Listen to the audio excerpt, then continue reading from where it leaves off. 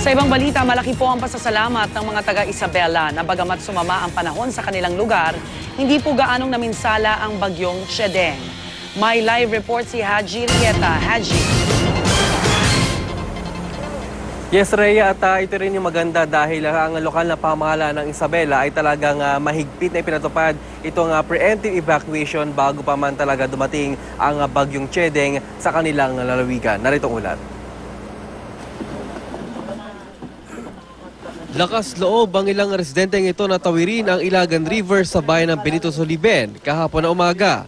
Bagamat malakas ang ulan at hangin, tila balewala ito sa kanila. Sakay ng dalawang kahoy na bangka, dahan-dahan nilang tinatawid ang rumaragasang tubig sa ilog.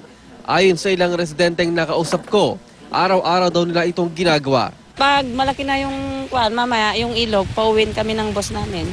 Tatawid ulit kayo sa ilog? Opo. Hindi ba delikado yun? Hindi naman po. Ang ginang na ito karga pang 8 buwang gulang na anak na tumawid sa ilog. Sana po matapos na yung tulay namin para hindi naman kami nahihirapan pag lumaki po ng ilog, lalo pag ganito may bagyo po. Galing kami sa kabilang barangay at isa ito sa mga aprobado naman ng PDRRMC na ligtas na gamitin ng mga residente ng Sagano ay makatawid sila. Papunta naman na dito sa bayan. Ayon kasi sa mga residente, kapag maapaw na itong ilog, wala na silang ibang masasakyan kaya sinamantana nila itong pagpunta sa bayan ng Saganon. Kapag sumama pa lalo ang panahon, ay hindi na sila maipit pa. Ang ilan sa rescue boat na lang sumakay gaya ng mag-ina na ito. Malalaking bangka naman ang araw-araw na sinasakyan ng ilang nakatira sa bayan ng San Mariano para makatawid din sa ilog patungo sa bayan. Ang tulay kasi na ito na sinimulang gawin noong 2013, hindi pa natatapos. Sa July matatapos na ito. Hindi ba parang delay ito? Tulay na ito? Actually, na-delay na. Kasi ang expiry date nito is April 14. Malaking bagay para sa mga tiga San Mariano kasi nakita naman natin yung mga pagtatawid noong medyo risky.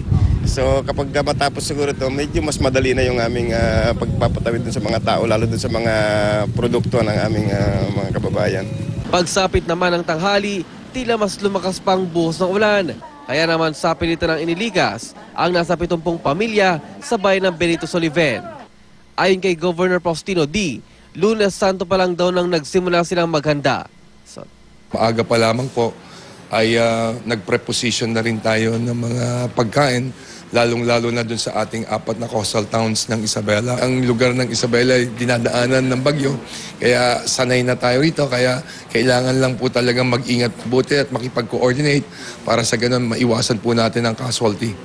Sa kabuuan, umabot sa halos 200 pamilya ang inilikas sa mga coastal area sa Isabela.